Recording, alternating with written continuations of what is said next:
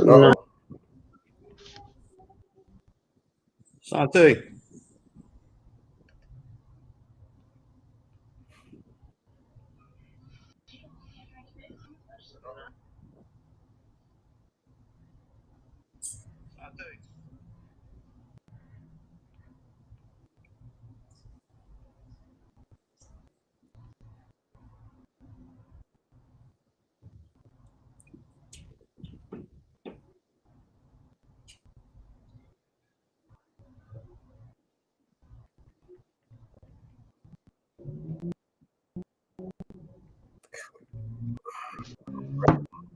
Here we go.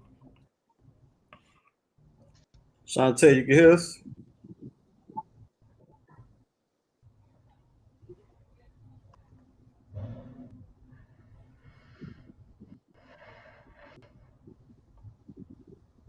Shantae.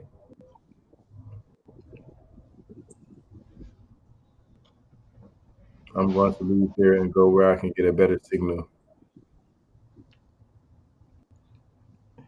All right. Let's hold it down. Let's hold it down. Trillionaires Investors Club. Yeah, that's Amber's. Oh, y'all ain't We got playing. the lead in the building. Ooh-wee. Y'all ain't playing. In the building. We got multiple clubs. Sheesh. Okay. Okay, yeah, trillionaires. All right. Are we in full effect? Y'all hear me? Yeah, we good. We live. We live. All right. All right.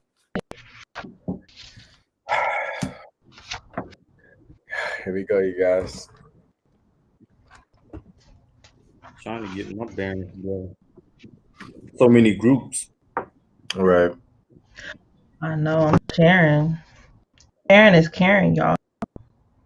I'll let them know. Yes, yes.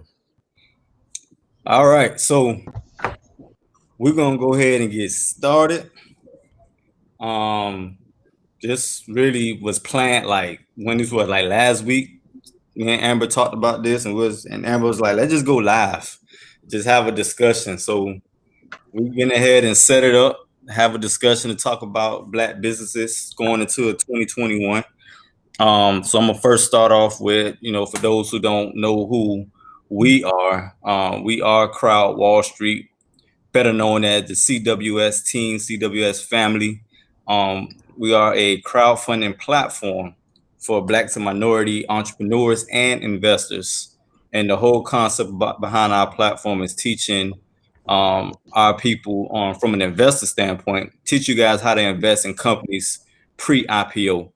And the reason that's important because before 2012, we didn't have the chance or the opportunity to invest in like Facebook or Airbnb before these companies went public, because it was kind of blocked off from us, and only wealthy individuals were able to do it. And it's understandable because they had more money to risk versus somebody who, making minimum wage, right?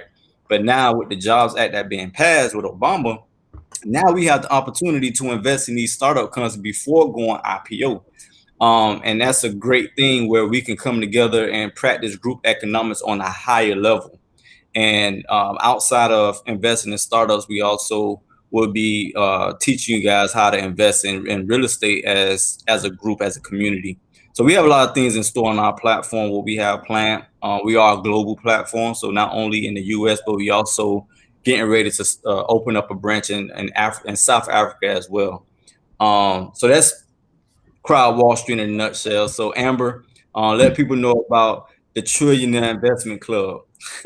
All right. So thank you so much for having me here today. Oh man, this is amazing. And Trillionaire Investors League is a platform with we have investment clubs, members across the United States, and are able to pool their money by stocks along with our and it's fun. We're educational. We teach you about investing and how to take advantage of different that the market has to offer. We're long-term investment groups. Buy and we hold our shares. We use the same principles that Warren Buffett uses to stock portfolio, and we've been building portfolios since March of this year. So right when the pandemic hit and the stock market was, that sad tune, we jumped right in and we saw opportunity. We've been taking advantage of the market ever since. And so I'm so happy to be here. We have 4 investment clubs. We still have room in our 4th one. So if anyone's interested in getting involved with our platform, just feel free to. Our website is trillionaireinvestorsleague.com. So you have 3 groups, investment groups? 4. We have wow. 4. Nice. Yes. A little bit over 90 members currently. Nice. Okay. And everybody's collectively. So I guess kind of explain to people what an investment club is, because I don't think people understand it. So basically, an investment club is where together like-minded individuals, and you can. There's actually several ways you can set up an investment club. You can invest in real estate, you can invest in stocks, you can invest in Bitcoins. But right now we're investing. So we pull our assets together. So our clubs are comprised of 25 membered groups. So we each pool $50 a month, and we invest about $1,250 a month in the stock market. And we pick shares and we vote on them as a team. And we hold those shares, for 5 years before we sell them. And the idea is to get each individual acclimated with stock market investing. So our buying power, our education, just the experience of being able to get your hands dirty in Wall Street. Nice. That's dope. That gives people opportunity, because when you're investing as a group, $50 could take you further than just your $50 alone. So if you're talking about $50 times 10, 20 people inside this group, you'll see a higher chance, a higher return on your investment, and it kind of hedged the risk if everybody collectively is investing in any asset, whether it's stocks, real estate, or even businesses. You mentioned prior to starting the investment club, COVID happened, and as we know, COVID did some damage when it comes to businesses, primarily Black businesses.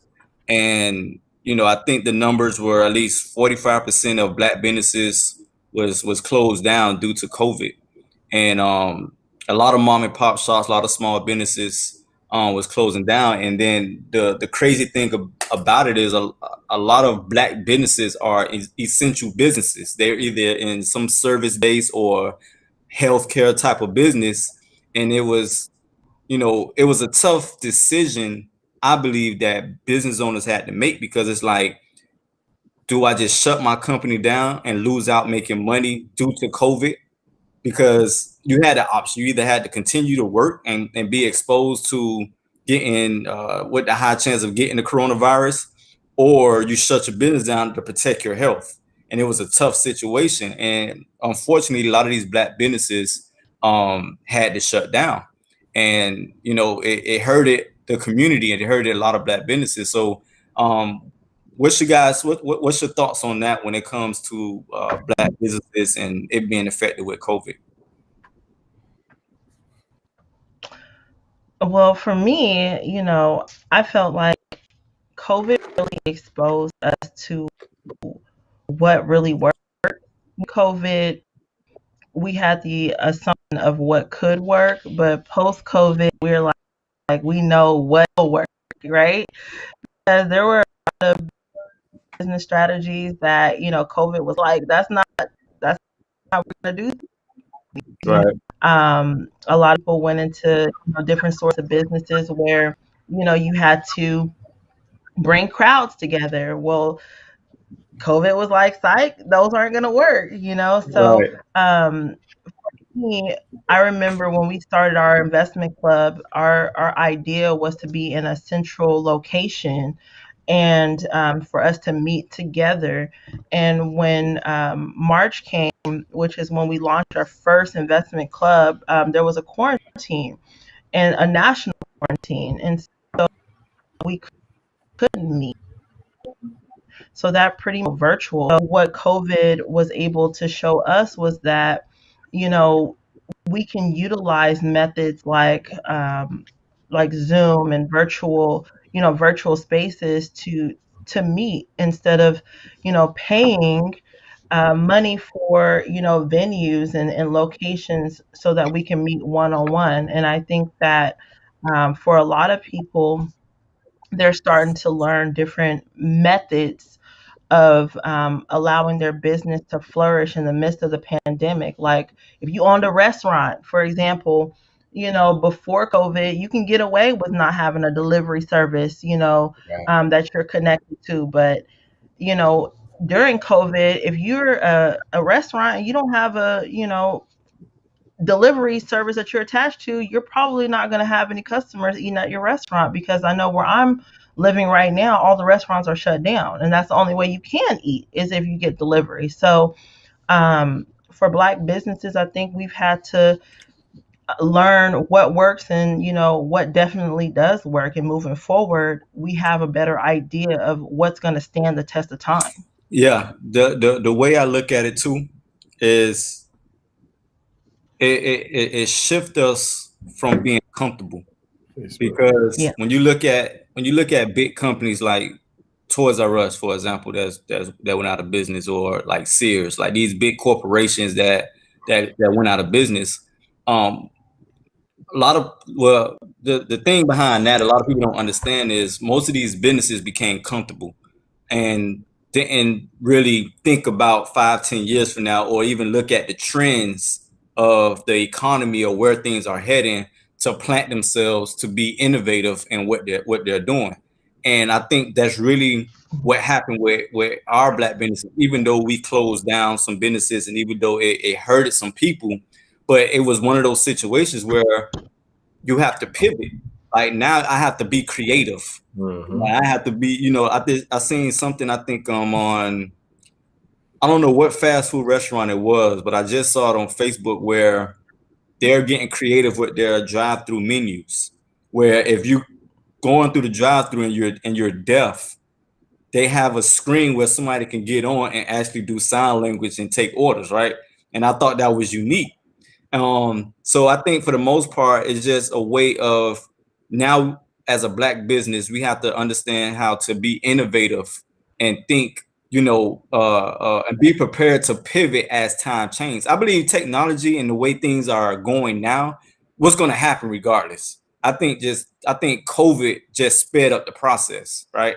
So it's a bittersweet situation. Unfortunately, businesses closed down and a lot of people lost their businesses and had to go unemployment and things like that. But on the flip side, it created opportunities.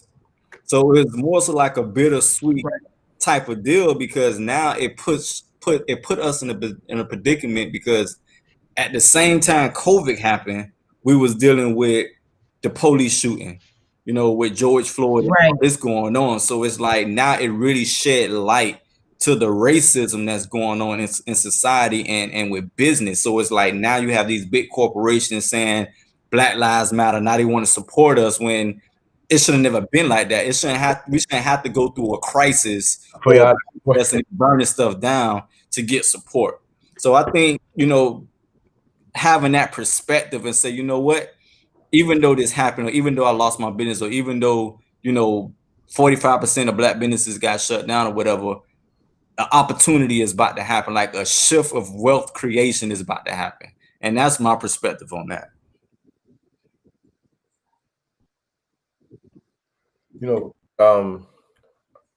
Just kind of piggyback off of what TL and Amber was saying.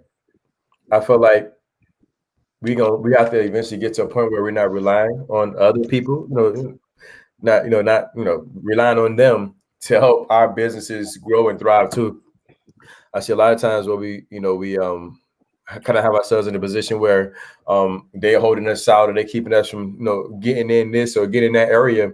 And this is one of the reasons why we also created Crowd Wall Street, is that we want to create our own ecosystem for us by our own people that's not tainted or blocked out by nobody else. And we're the ones that's the gatekeepers, and we can make sure that our people are getting their just due. You see what I'm saying? So also putting ourselves in that COVID allow us to come together and put our minds together to create something like this as profound as Crowd Wall Street. And we lost Amber.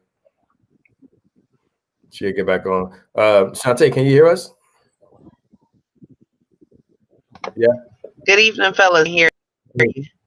Hey, perfect. Yes, clear. Okay, great. Yeah, we lost Amber, but I'm sure she'll be back on. Me? Yes, I can hear you loud and clear. Perfect. And yeah, but COVID is and COVID has created some great opportunities. And I think it's forcing a lot of our people to think on a larger scale as far as what kind of business, because a lot of businesses that they originally was going to try to open up, they can't even open those up really, for the most part, because it's like a shutdown. And the ones like you can't open it up now, and the ones that was open at that time, it's hey, Nashville, Tennessee, what's going on?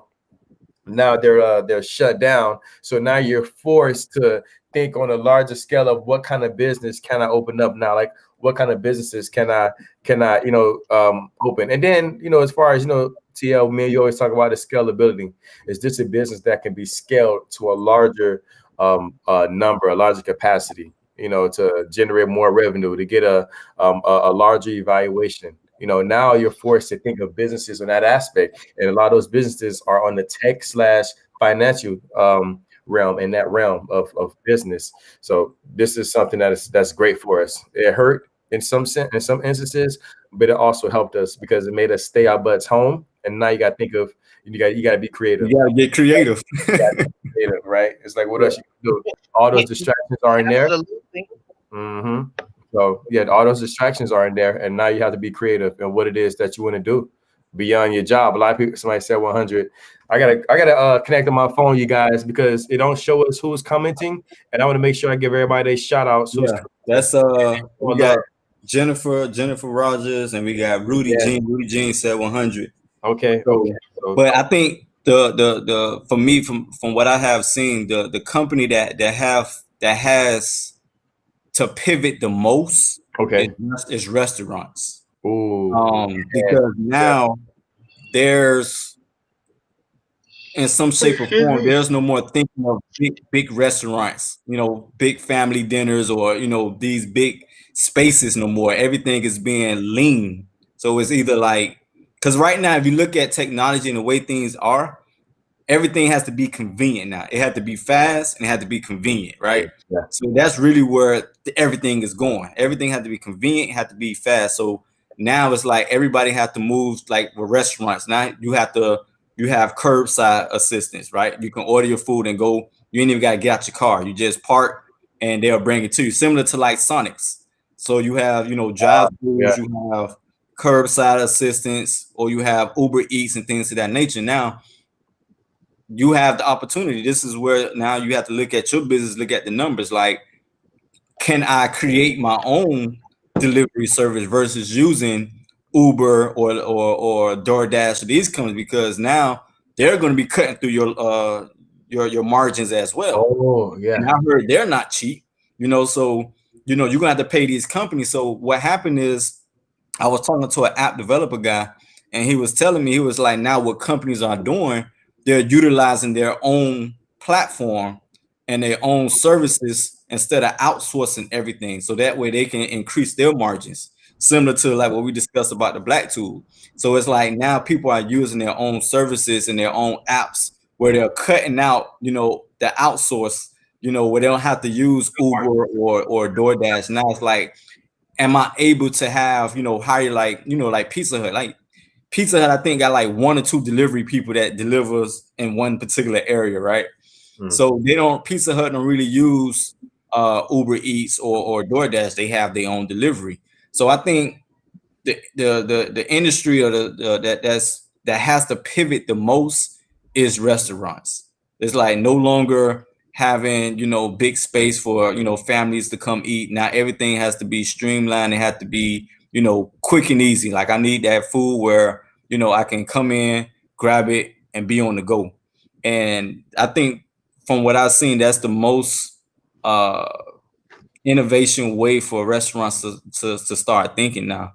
Now you have people doing food trucks.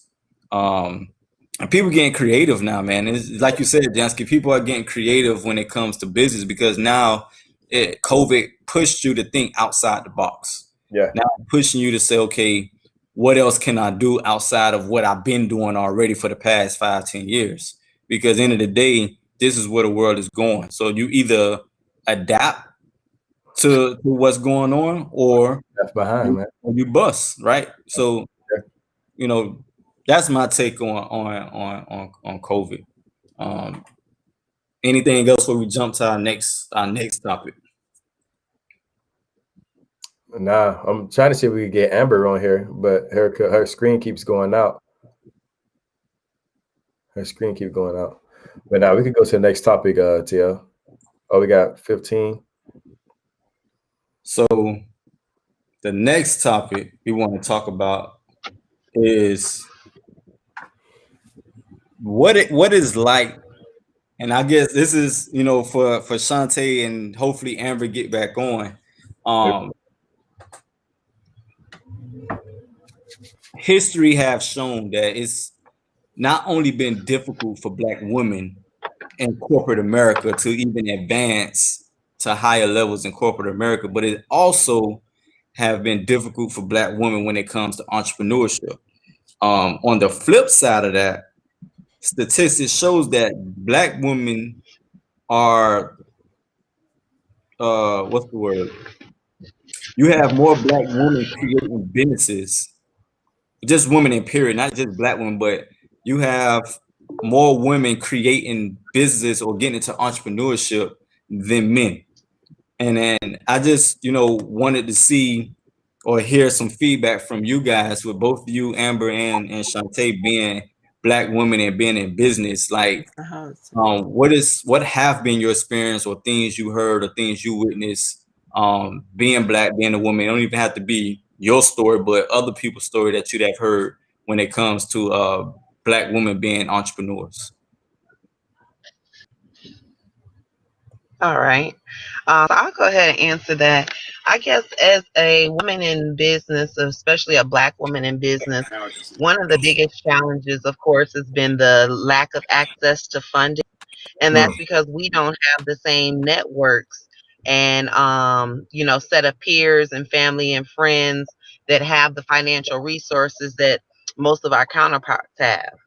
Another thing that I noticed, it also depends on your background, your upbringing, and the education that you have, where you attended school at, the type of associations that you're a part of. We always hear that saying, it's not what you know, it's who you know. So if you see like different different women who are parts of sororities or, different organizations like that, you may see that they may have it easier as a business owner just because they start out with a level of support that most entrepreneurs don't have.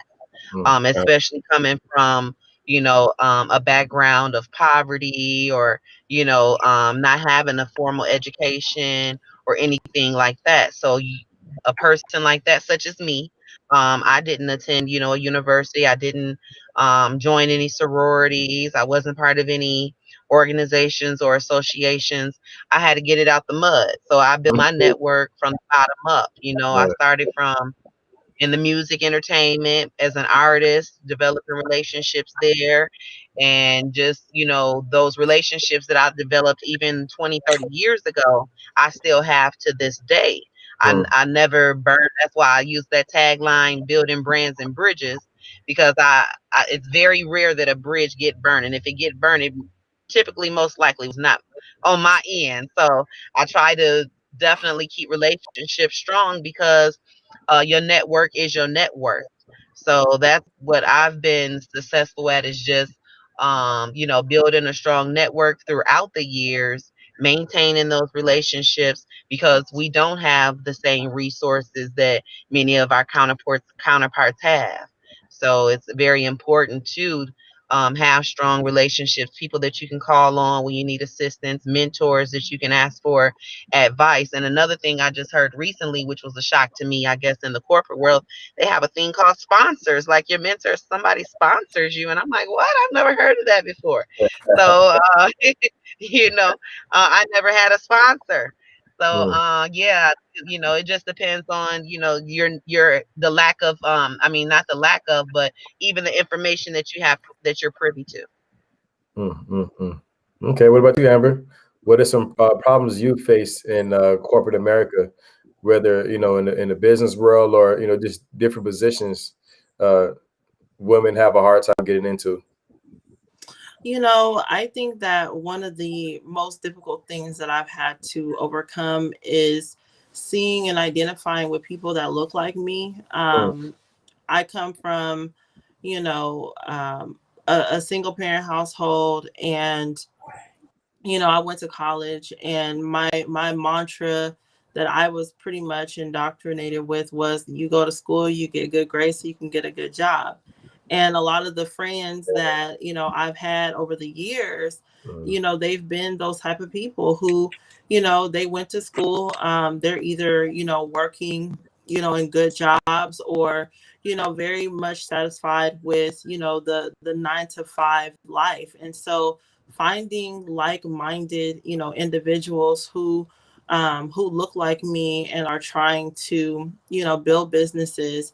And I know that lately now I've found groups that I can connect with, through different social media groups, just going to different network events like female entrepreneurs. But when I first started out, it wasn't a lot of people that I knew who were, trying to pursue, entrepreneurial paths. So that's been one of my biggest challenges, is finding people who look like me, other Black women who are pursuing, business, and trying to, move forward in that way.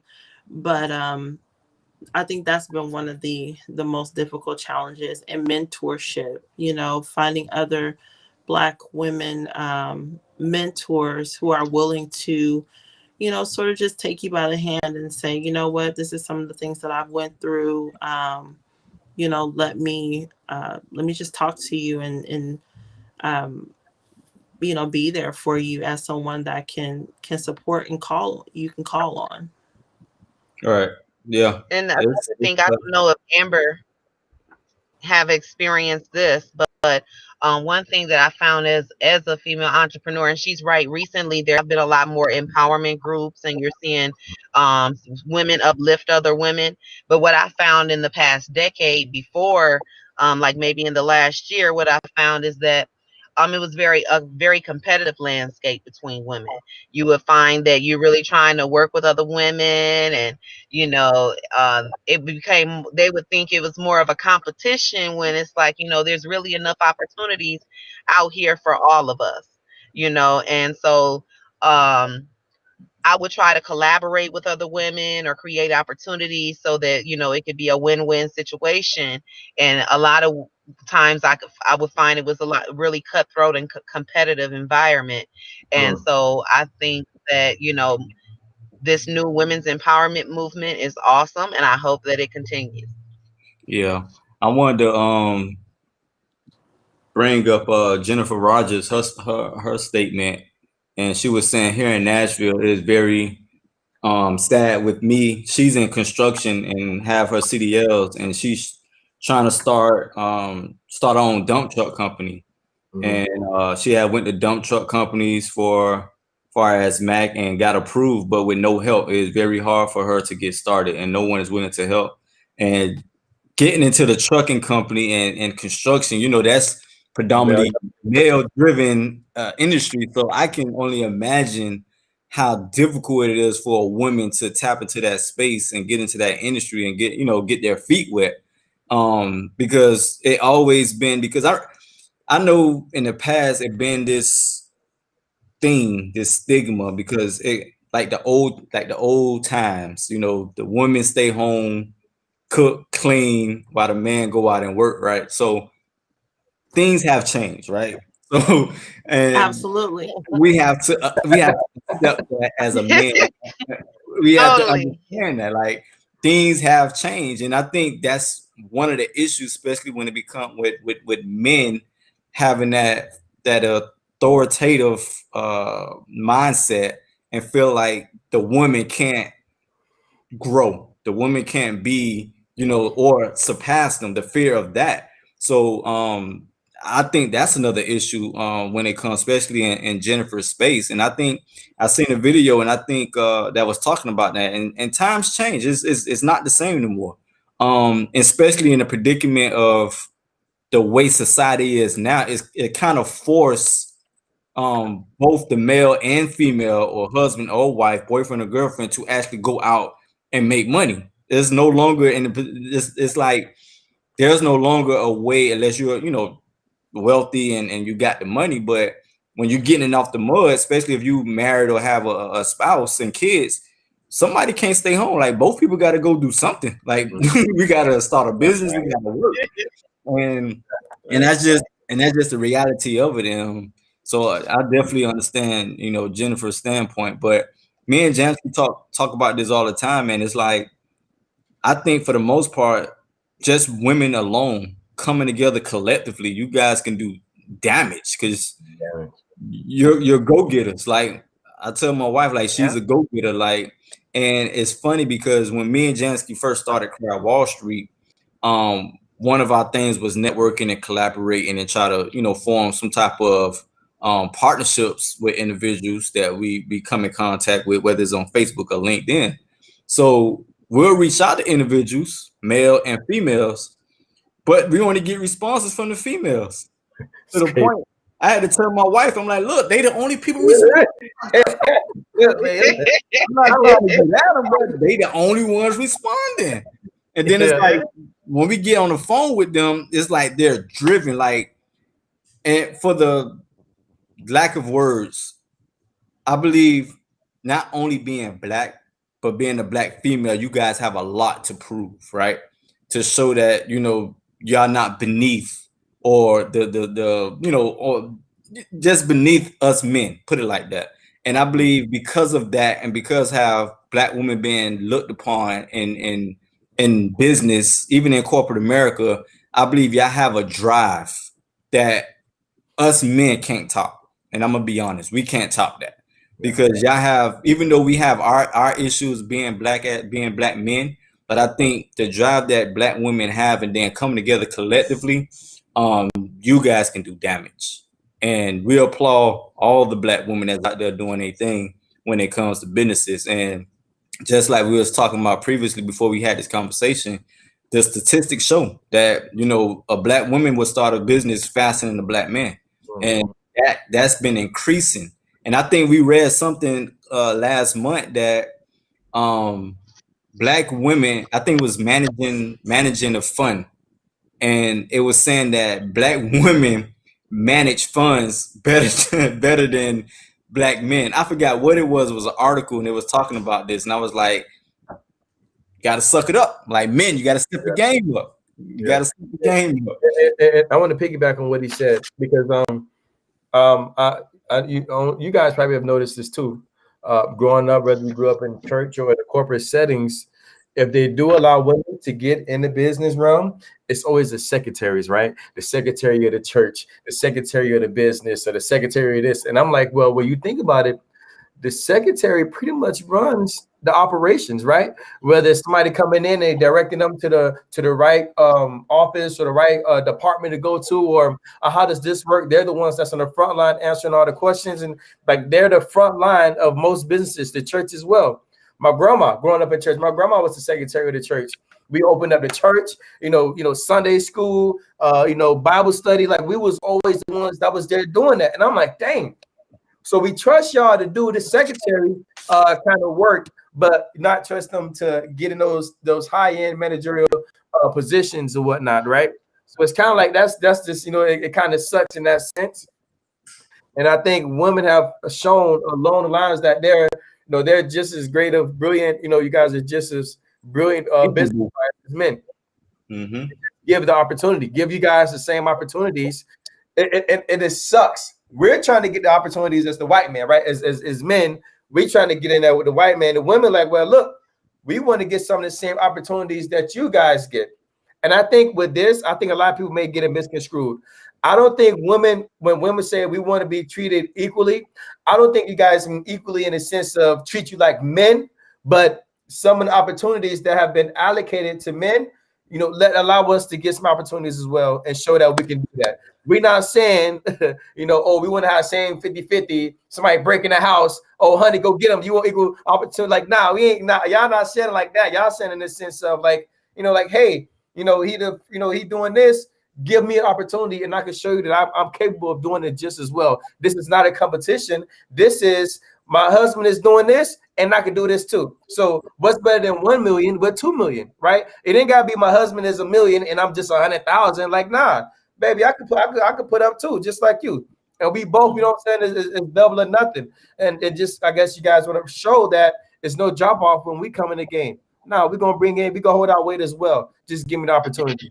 Just give me the opportunity to prove that. You see what I'm saying? So I definitely want to big up the women for sure. And then the lady bosses, man. I'm in these clubhouse meetups. Shantae kind of put us up on Clubhouse a couple of weeks ago, and I'm in these groups, and it's the women. Oh my! I started my business. I did $3 million last year. Oh, I just did $500,000 last month, and I'm like, dang, because the dudes, we want to be on the corner flipping bricks. We trying to get in the NFL, and we training and working out to get in the NBA. Now we 30 years old, and you still not in the NBA. Whilst the women, they not really trying to do all that stuff. So they got to be more creative with the businesses that they're doing. So now they got to get into the last tech and selling this stuff. And you guys are practicing and honing in on your skills while we still dribbling and on the field running around trying to get in the NBA, the NFL, or on the corner getting locked up. And now that stuff don't work. But y'all done built y'all foundation and structure. You know what I'm saying? Y'all done perfected y'all craft. So now y'all doing numbers. So then it kind of puts y'all in a position where, dang, but these dudes ain't hitting on nothing and I'm bossing up. I ain't finna be taking care of no dude. You know, it's just like, so it's tough, but I admire it. And I just, you know, we want to see more women doing it. Who is this? We got a question in the group. Okay, we got Gary Hollins. Good evening, Jennifer. I run a trucking company in Portland. You are more than welcome to contact me for information. And yes, that is all that I'm looking for. Okay, so there we go. We got some networking going on. This is why we do these things. This is why. This is why beautiful. This is what I'm talking about. Because even though we have somebody between us four, somebody in our work networks have something. And Jennifer is one of my followers. She always show love. She always show love to the Crowd Wall Street brand. And somebody else, Gary Hollins, he's able to help her. This is why we do this. You know, so that's pretty dope. But anybody else have any other feedback? Probably go ahead to the next question. But definitely just wanted to get that out. That's kind of been sitting on my heart for a minute, for sure. So I just wanted to point out something, that Black female-owned businesses are actually the top minority. Like out of all the races, Black female-led businesses are number one in terms of majority, in terms of numbers. So just some statistics. Our numbers are already, you know, small, but we do big things with small numbers. But 2.2% of businesses that have employer owned businesses are led by 19% of those are led by females, Black females, and 36.1% of all Black owned businesses are headed by women. So women are making an impact in the Black community in terms of, you know, being entrepreneurs and, you know, putting the forefront out of, you know, stepping up and you know, leading people into wealth, into being able to understand how to, you know, move forward in terms of, you know, their business endeavors. So, you know, we lead our families, you know, we take care of the children, and we use a lot of those skills that we learn as being mothers, as being wives, and we take those and we translate those into entrepreneur skills.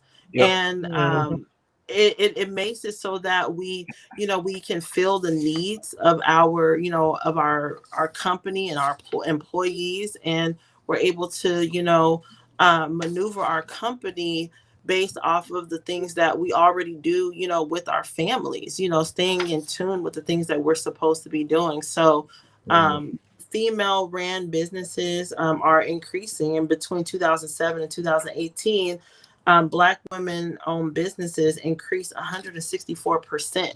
Ooh, So, we're making a name for ourselves in the entrepreneur world. And so I just want to encourage any Black female out there who's thinking about starting her own business, go ahead and do it, sis. You got this. Yeah. We here for you. And the funny thing about that is when we had the 2008 market crash, we had more Black entrepreneurship birth out of that crisis that we had 2008. And now fast forward 2020, COVID hit, same situation. I think for the most part, we come for the most part, we come from the struggle, right? So we know how to, turn dirt into a full course meal. Like we come from that background. Like we had to do it for so many years that it's just been integrated in our DNA. So no matter what the situation looked like, we're gonna make the best out of it. And I think that's why we're hated so much, to be honest, just being real, because it's like you can't hold us down, regardless of what you try to do. You can't hold us down because I mean, even if you look back at history over time and you listen to the millions and millions of Blacks that have been killed, and we're still here, Right. so there is just no exterminating us. No matter what we've been through, we've been able to always overcome. We educated them, and they took credit for that. Yeah.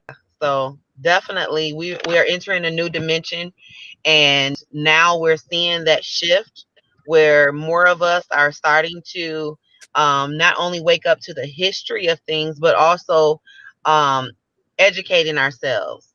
Educating ourselves about finances, educating ourselves about investments, educating ourselves about real estate, educating ourselves about the history, and it's a beautiful thing when I hear so many people, like he said, on the Clubhouse. That app is addicting. Yeah. I just I have to turn it off, because I mean, every minute somebody is talking about something that I want to discuss with them. Like, yeah, I want to jump in that, but I'm like, oh, I got this meeting, that meeting, so I can't just jump in. I even had to create a full contact board just for people I'm meeting on Clubhouse. wow. To maintain those relationships. But yeah, it's definitely a shift that's taking place, and it's a beautiful thing to see so many people getting involved. Yep. So because of COVID, a lot of people have time on their hands now, right? So we spending prior to Clubhouse now. A lot of people have been spending times on Facebook and actually doing research and studying. So, and I see a big wave of people that's getting into investing, learning about stocks and getting into option trading and things like that. So it's like now, everybody's getting into that now. So I guess the next topic I want to kind of touch on is how important. And Amber, you can start off, and you and Shantae, because we both is involved with investments and stuff like that. How important it is for Black people to get into investments. Amber, you can start off.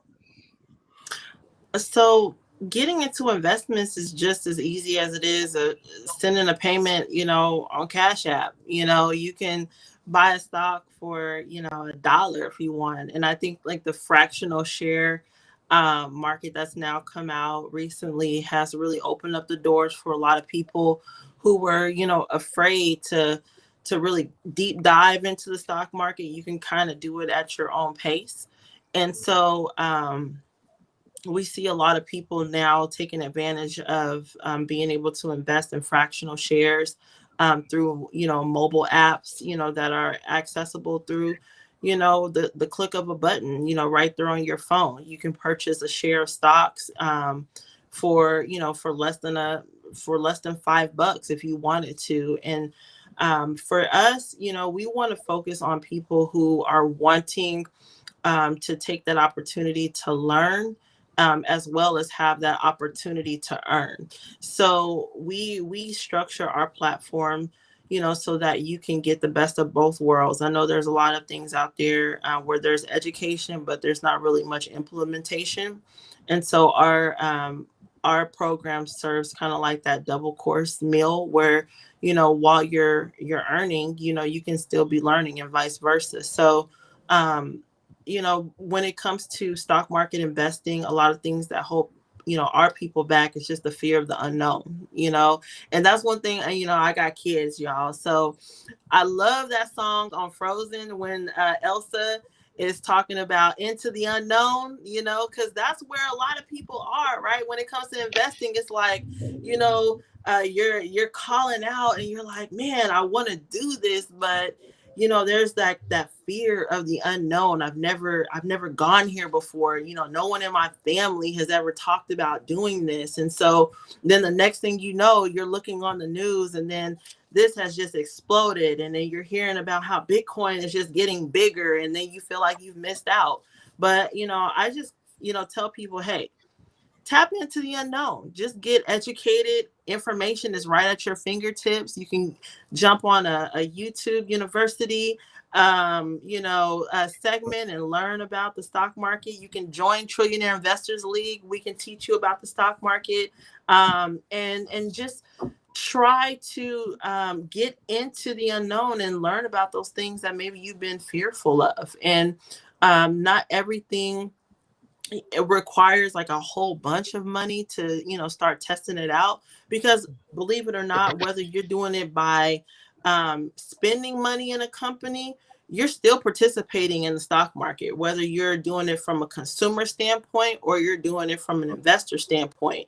Every time you go to McDonald's and you purchase a hamburger, right, you're participating in the stock market. You're just participating in that you're making stockholders wealthier. Right. How would you like to be on the end where you're now getting wealthy with the company? And that's all we teach people how to do with the stock market, is following your dollar, being able to make money off the money that you're going to spend anyway. Hey, it's crazy. Facts. Yeah, I mean, investing is definitely vital to building generational wealth. And when I think about investing, I think about it on several different levels. For one, I think about investing in yourself, and that's more on an entrepreneurship level, because we know that entrepreneurship is another key to building generational wealth. Mm. And then I think about investing in our youth, because investing in our youth, they are the future. And, pouring and nurturing them and preparing them for the 73 million jobs that are to be eliminated, um, because by 2030, we're projected to be at 0% wealth. So I think that's very important. And then investing in our future, investing in the generational wealth and buying real estate, getting hard assets, things that can build we can have equity in. Those are very important for us to establish and build generational wealth, to make sure that by 2030 we are not at 0% wealth. So that's why I think that Crowd Wall Street is going to be very vital at educating and helping more entrepreneurs to bloom, helping to guide them on the proper steps on how to establish their company in order to acquire those funds through crowdfunding. I had a very bad experience earlier this year where I started building Bridges Global Investment Group because for the purpose of building generational wealth and bringing investors, Black investors who want to bring our monies together to invest in real entrepreneurs and other viable opportunities. And I have a group of over 1,400 members. And so our intention was to do an offering on a Black-owned platform. I won't call them out on this platform, but there was the only Black-owned platform at the time. So I'll let people do their own research. But we spent 2 months going back and forth, filling out paperwork and doing all the necessary steps in order to get approved and put our offering on their platform, to only learn that not only were they being unprofessional and lying to us on what, they were doing, but it also cost us the engagement of those 1,400 people who, joined our group to invest and be a part of something that big. So, then I came across another platform. It was not a Black owned platform, but at the end of the day, after a month of going through the steps, they weren't truthfully honest about their fees. So the opportunity when I learned of Crowd Wall Street and what you guys got going on, and how your purpose is not just to help entrepreneurs raise money, but to educate them on the entrepreneurship and on the proper ways to crowdfund, and how to go about the proper steps through the SEC so that their business is protected and in compliance. Those things, that's what made me want to be a part of Crowd Wall Street. So I'm very excited to be part of something that's really big on education, because one of my companies is the Star Factor Effect, and our tagline is build your brand now. So we're really big about empowering entrepreneurs and giving them the tools and resources they need in order to start their business, scale their business, or transform their business so that they can be up to par and in tune with the digital age that we're entering.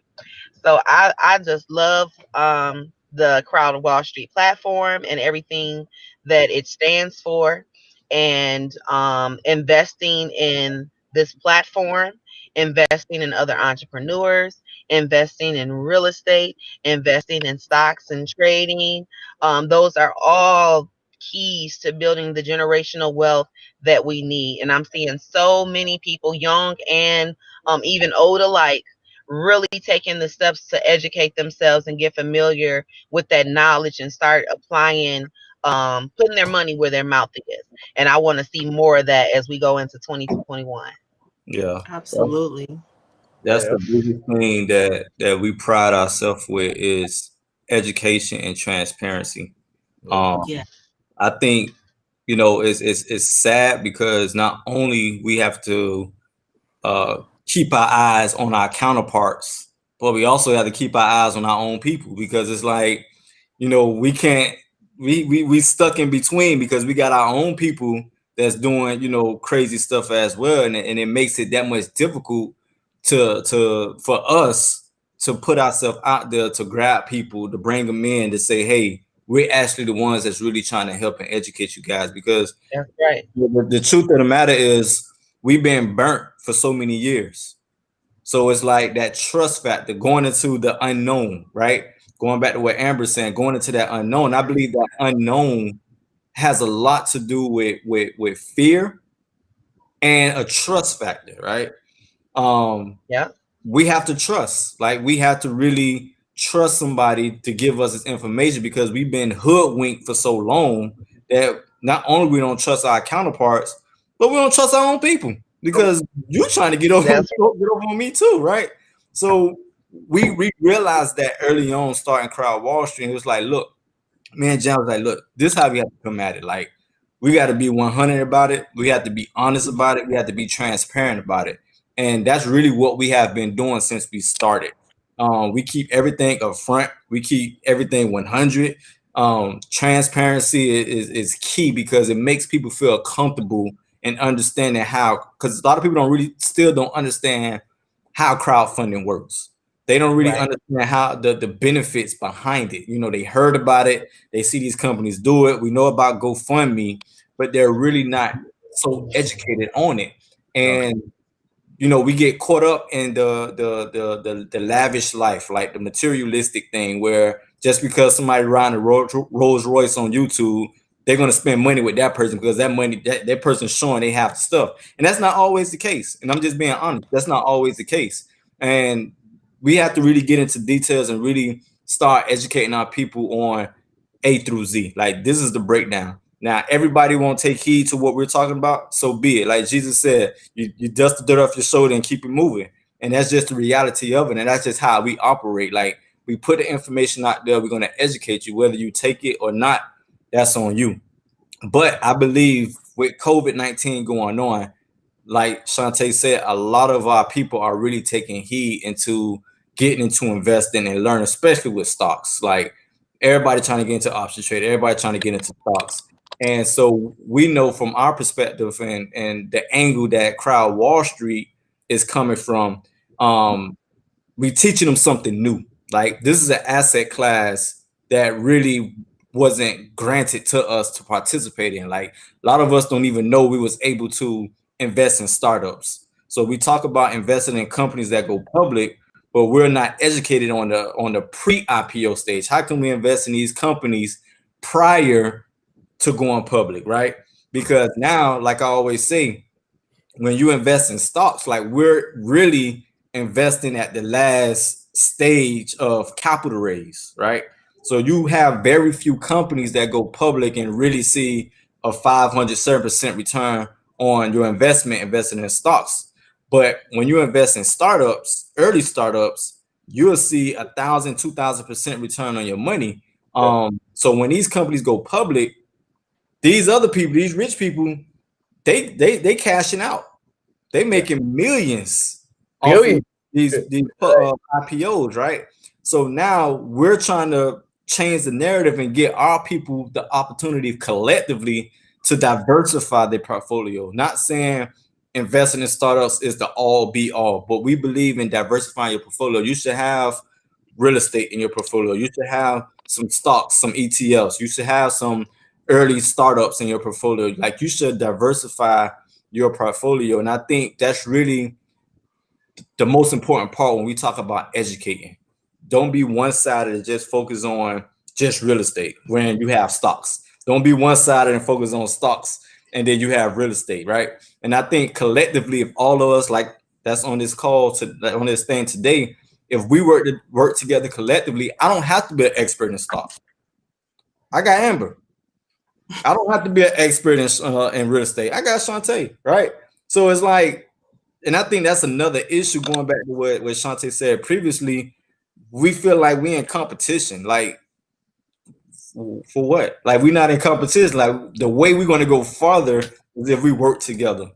So at the end of the day, God has a purpose for all of us. So if we believe in the purpose he has for me, I'm not for to hate on Jamsky and what he got going on. We're going to work together effectively and make it happen because I know what's for me is for me.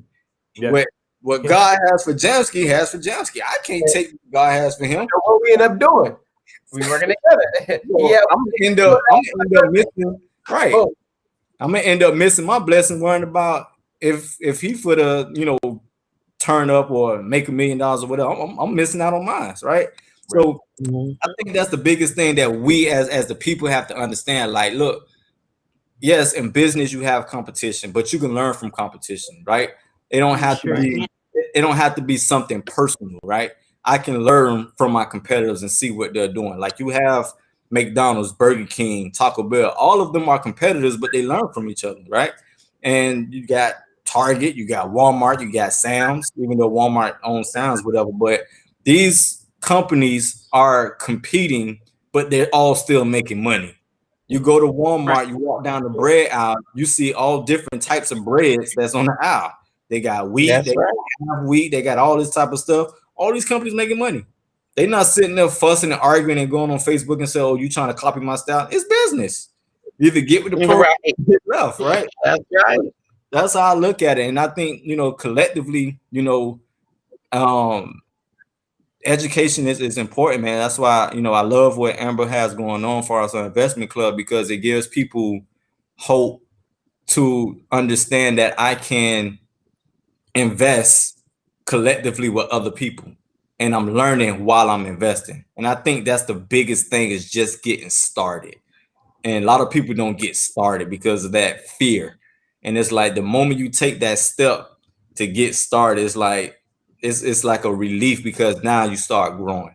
But people get stuck at that beginning stage. They scared to put that money up. People scared to invest, but they ain't scared to spend. There you go. But they say scared money don't make no money. Yep, them Balenciagas $1,200. Oh yeah, let me get 2 pairs of those for me and wifey and the kids. Right, spend 10,000 Balenciaga shoes. Oh, those Versace shirts is $500. Yeah, let me get that. Hey, but look, this could be a $300 investment. Oh, I ain't, I'm gonna get But paid don't until have life insurance. Friday. Oh, okay. So, like that's crazy. And another thing But too. won't have life insurance. And if something happened, now we got to do a GoFundMe. Yeah. So now what we got going on will allow you to invest and create that capital, raise that capital, generate that revenue before it gets to all that. Because now you got these businesses that you've invested in. So Amber, would you say that your investment club eventually, could you see it being something somewhat like a hedge fund? That is my ultimate goal. All right, now is to be a hedge fund manager. Now, so right. You just sniff me out. Yes, I would. That's my ultimate goal, is to get into hedge fund managing. But for a Black woman, that's big time. Listen, man. Okay, so there is none of us out there right now. There is no Black women hedge fund managers. So I am trying to pave that way. So this is what me and my bro preach all the time. So the thing is, with a lot of minorities, and I hope the people on here watching, they getting some nuggets and whatnot. But the thing about a lot of minorities, right? I just feel like when it comes to the business side of things, we're like almost a decade behind, right? Yes. It's okay, good. Yeah, I'm not saying offensively. Y'all with me where I'm going with this, right?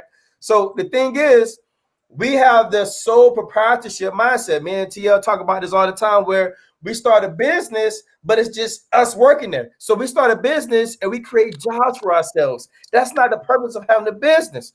The purpose of having a business is to scale, and you go from working in your business to working on your business. So you're acquiring the right people to run different positions. It's kind of like sports, right? I started on as a player, but then I want to be a coach. I want to tell the players to do what they got to do, and then I want to be a general manager, and then I want to be an owner, right? So that's the purpose. And a lot of us, we start businesses, but we end up being we working jobs for 30 years. Well, you might as well just get you a job that pay pretty good. I don't want to start a business to be working, like to create a job for myself. I want to be able to scale up and grow. So that's good. And I would just, just checking your temperature to see where you was at with it. And you on point. You starting right here, but the ultimate goal is to be like these top hedge funds that's managing 13 billion in assets. Why can't we do that? Right? Who's to say we can't do the same thing that they're doing?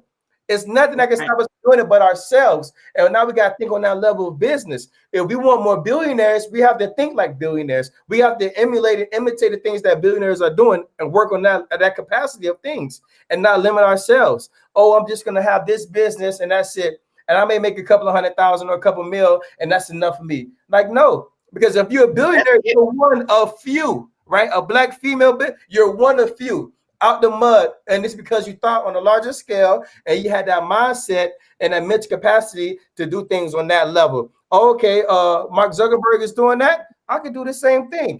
This guy created Clubhouse, and in July, Clubhouse was evaluated at $200 million. You see what I'm saying? That was in July. We're in December right now. So how much you think Clubhouse is evaluated at? Meaning right now, if he was to sell this company to another company, he could get upwards of 500 mil. You see what I'm saying? He didn't get on the football field. He didn't get on the basketball court. He's not in the studio singing or rapping. He's not doing none of that. So when we can learn how to make money with our minds and not just with our physical attributes and tools, that's when we'll be able to achieve true wealth. We can do this stuff until we're 80, like Warren Buffett. He can trade or buy companies, push papers and sign until he's 80 years old. All right. And it's not going to affect nothing. You can only run and shoot hoops for so long. Now what? What you going to do with this money? Right? Have you been honing in on some mental skills that you can flip these checks that you've been getting? So this is what me and Tia try to get into, investing in companies. Understand how companies work, how to read their cash flow statements and all that stuff like that. This is where we at with it. We want to buy companies. And that's the thing too, man. That's why, going back to what we talk about education, you look at YouTube and you want to learn about hedge funds, or you want to learn about angel investor, or you want to learn about venture capital, private equity. Yeah. You can YouTube this right now, and it's going to be a list of videos, but I'm quite sure the first 10 videos or 20 videos or even 50 videos is not going to be people that look like me and you. There you go. I was just going to say that they're not going to look like you. No. So that's what I was gonna say, is that we think too small. Yeah. We think too small. We looking at We're looking at vending opportunities at the flea market. We're looking at, we're looking at selling dinners. We're looking at, you know, making some products from home on the weekend. We're not looking at the high growth markets. We're not looking at technology markets. We're not looking at energy, power, infrastructure. We're not looking at any of agriculture. We're not, the land that we initially had over 16 million acres of land. And between them stealing the land and us selling the land, now we barely have any land left. So it's a land grab taking place right now with us trying to just get the land back, and while we're trying to get the land back, we have others who are praying against us, waiting for, looking for families that have, multiple owners and trying to persuade one of those family members to sell so that they have to get rid of the entire plot of land. So, there's just so many different tactics that are used against us and loopholes through paperwork and other systematic and institutionalized racism that we have to educate ourselves on and be aware of. And then we have to also educate and pass that knowledge on. And that's another thing I want to touch on. We also get information and we want to harbor information. We don't want to share it. We don't want to tell anybody else because we're scared they're going to get it before we get it, or we're not going to get it. And we don't want to tell anybody else about it. I tell people about everything I learned about because I figure even if I don't get it, maybe they have a better chance of getting it. Right. And I would rather see some of my brothers and sisters get it than not to get it at all. And so that's one thing that I think is very important, is that we have to share this information because once we're gone, the information is gone. Yeah, this is crazy. That's why we're trying to make our subscription-based program. We want to make it so affordable that it's less than what you're going to spend if you go through a drive-through on a monthly basis, because the access to information is key, and that's really where the elevation is going to happen. Knowledge is wealth, and what know is how you're going to grow, especially in these economies. And if you want to, I once heard someone say something that was so slick, but it was so true. And it tapped into something in my soul. It said, if you want to hide something from a Black man, you put it in a book. Yep. And I was so offended by that. But then at the same time, I'm like, you know what? True. You're right. That's so true. Like, that's exactly what has happened. Because if you think about, even if we go to the plantation, they tried to stop us from being able to read and write because they knew that if we could access the knowledge, that was the power that would unlock our true freedom. And so, we need to have that information. We need to have those gems that we're tapping into so that we can elevate. And then, like you were saying, sis, we can't keep it all for ourselves. We have to share. We have to give it as it was given freely to us. We have to give it as well. So that's the true definition. You know what else we need to do? We also got to get in them libraries and get access to those books that they don't want us to have. Because, the library has some books that we don't even know they have. So, and I had to actually, like, I'm a bookaholic. Like, my wife could tell you, like, I read. I'll probably read at least 3 or 4 books a month. Like, I read. And I was unaware that the library outside the books have so many information that's easily accessed to. My homeboy told me, it was like, yo, bro, you go to the library, go on the internet, and you could pull up a whole lot of books that's not on Amazon and stuff like that. And I was like, what? He was like, yes. I'm like, I'm going to give me a membership. Go ahead, Jen. So I got 2 points, two folds, right? So the first one is to kind of speak to Amber's point, right, that you was making. The thing so now we thinking on a larger scale, right? So now we came to the conclusion that minorities, we have to think on a larger scale of business, right? So we're thinking more as opposed to $1 million a year or 6 figures a year. Well, let's do 6-7 figures a month or whatever. Like, we want to do that on a month basis, right? Like, and when people say that, oh, it's not always about money, I'm tired of hearing that. Like, I'm tired of hearing that. You can't say it's not always about money, but then when the next man get it, oh, see, they just want them to win. So now which one is it? Right? Yo, just as soon as you get it, you can lose it. Well, when I was down here with you getting it out the mud, we was gonna get it to the top. Now I made it to the top. Now, oh well, just as God gave it to you, he could take it away. So now it's that all of a sudden, which we understand that, but you don't see that with nobody else, only when our people do it. Now here's another thing too I want to touch on. Why is it that now when we got black people that's thinking on that larger level of things, that larger scale of things, we got to make it affordable? But you go on Netflix, Netflix said they're finna raise their prices from $10 to $15. Oh man, but you ain't canceling it though. You got an Amazon account that's monthly, and you ain't saying nothing about that. But then when I tell you that my subscription-based company is $10 a month, oh man, this is that. But I'm finna teach you how to sell, how to trade stocks. I'm gonna put you on how to do crowdfunding. I'm gonna put you on how to invest in other asset classes or whatnot. And for $10 a month, you got access to this, but that's too much. But you can do all this other stuff on TV and online, and you don't bat an eye. That's the first thing. Not giving you a return on investment. Exactly. Come on, man. You're gonna, like, when you get through paying this, even after a month, the amount of knowledge that you're gonna obtain it's gonna pale into comparison of what you're paying on a monthly basis for the subscription. It's not gonna even compare, because now you know so much stuff. And then another thing about putting information in the book, a lot of people, like I'm 30. I was born 1990.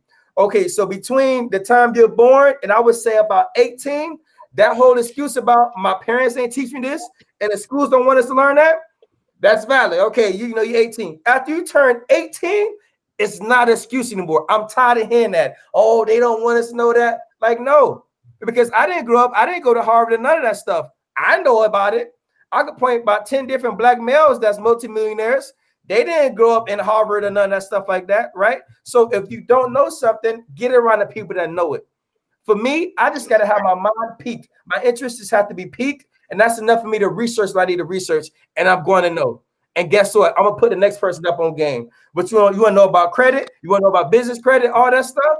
And that's something that people, oh, business credit, that's cool. But now I'm past that now. Okay, you know about business credit, pay that scores, all that stuff is cool and dandy, how to repair credit, that's cool, right? But I'm above that now. I'm trying to figure out how can I acquire these commercial assets and leveraging that credit.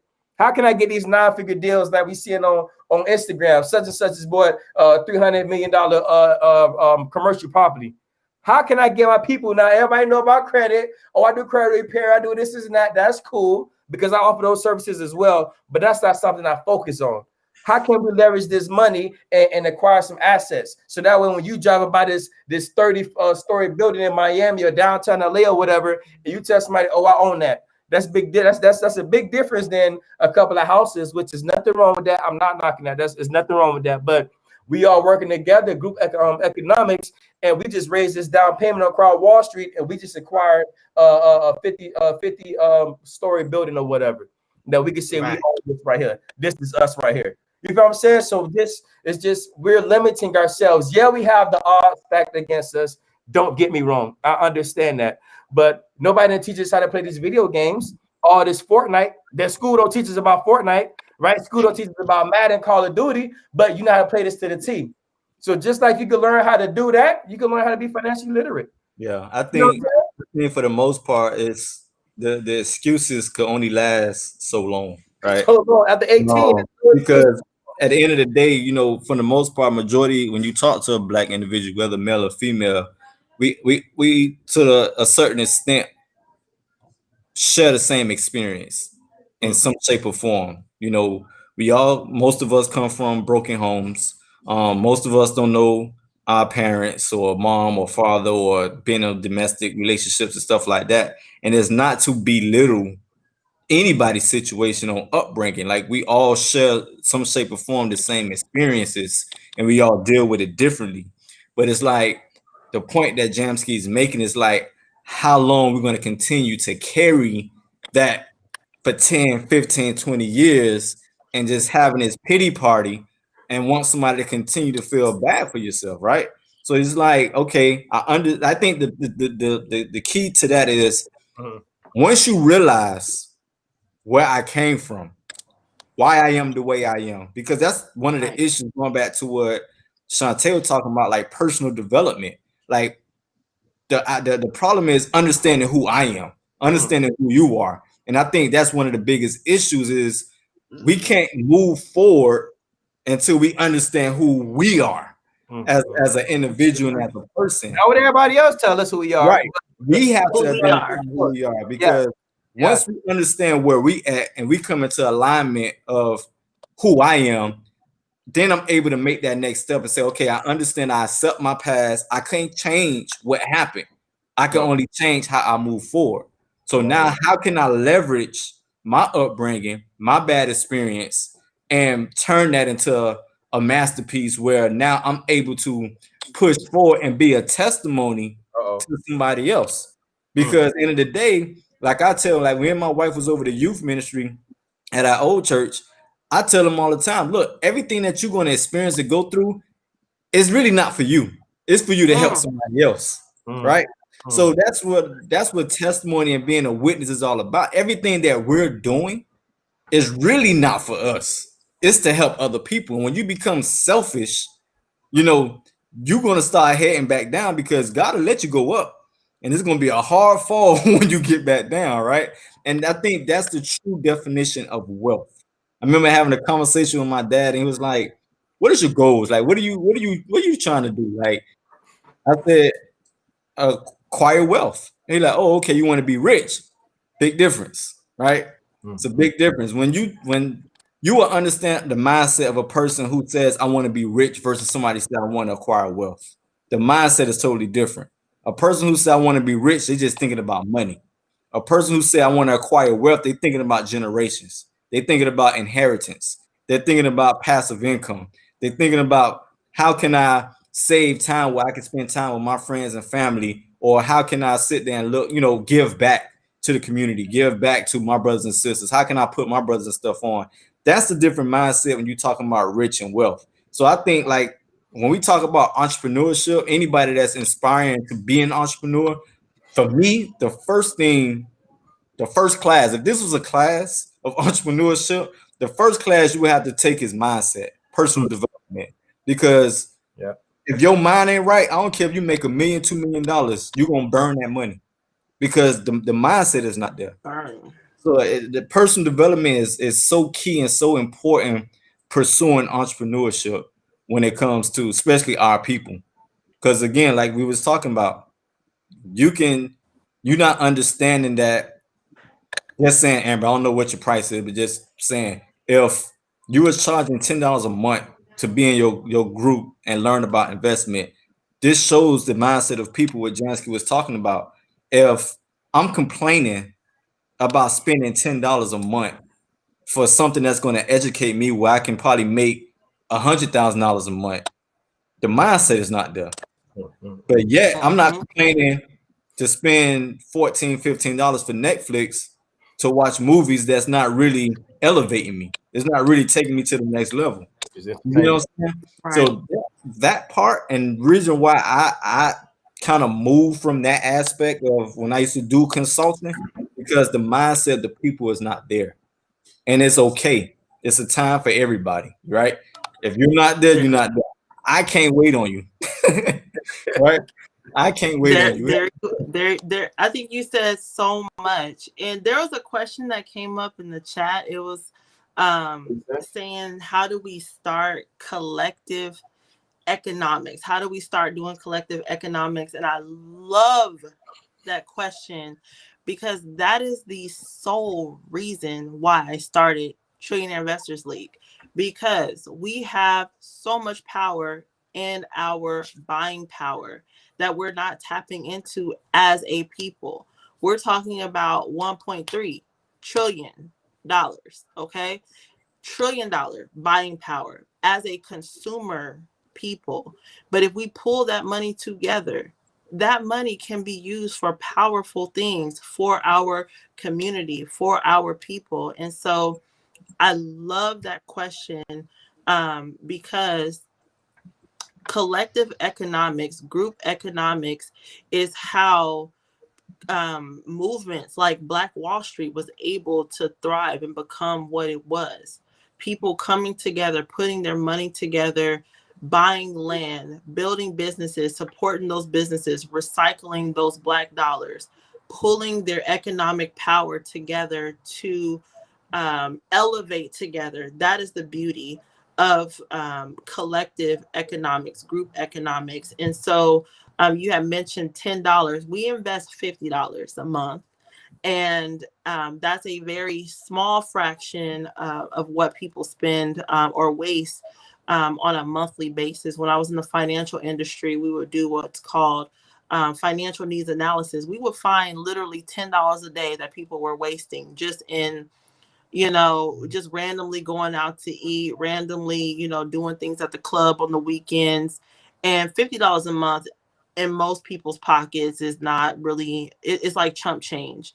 And so how do we take our crumbs and we make a full meal?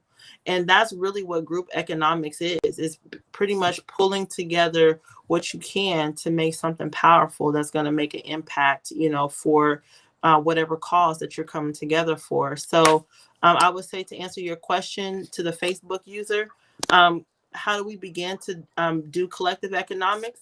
Get with like-minded people and have a goal, have a plan. And he got groups here.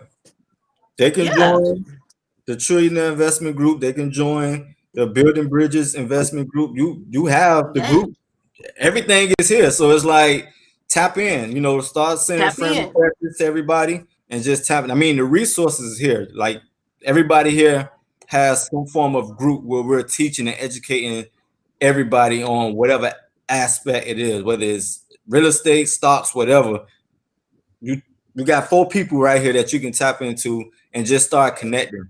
And I think that's the best way to do it. And as you can see, you don't heard all 4 of us talk. We're not shy. We're not scared to network. We're here to give you information. We're here to partner up. Let's do it. So we're gonna wrap it up. Also, before you wrap it up, let me just add for the entrepreneurs. I know there were a couple in the group that had questions about the entrepreneurship and getting their company started or needing help with their brands. We have a Facebook group. It's called Build Your Brand Now. Feel free to join our Facebook group, Build Your Brand Now. Also, if you are ready to invest in yourself, our company, The Star Factor Effect, works with aspiring entrepreneurs and established entrepreneurs to start, scale, or transform their business and help you prepare to be doing business in this digital age. Definitely. I'm glad you did that, because I know you wasn't on in the beginning. So I'm glad you shared that with the people so they know how to find you and understand the opportunities that they have. So I don't know about y'all, but I think we need to do a round 2 coming out in January. I don't know. Yeah, I'm down. I'm always down. You know me. It's a pleasure. I appreciate everybody from the group in the panel, for the individuals that chimed in through the comments. Jennifer, I think Noel or Noble, can't think of his name right now. Mr. Jones, we do appreciate you guys chiming in and sharing this video. The replay will be on Facebook and also on our YouTube channel. So you can go to Crowd Wall Street Entrepreneurs and subscribe, and you can watch the video and other videos that we have did in the past. You have Amber, you have Shantae. Go ahead and reach out, connect, join their Facebook groups. They have valuable information and things that you can tap into to help grow your business as well. So that's it, man. I appreciate this conversation. I think it was good. I hopefully, people got some. I know Jennifer did. Jennifer was all in on this. And we'll appreciate her. So until next time, y'all share it. Yeah. So until next time, we all stay connected. And I appreciate you guys. Thank you. Thank you. Have a good night, everybody. Everybody have a good night. Bye-bye.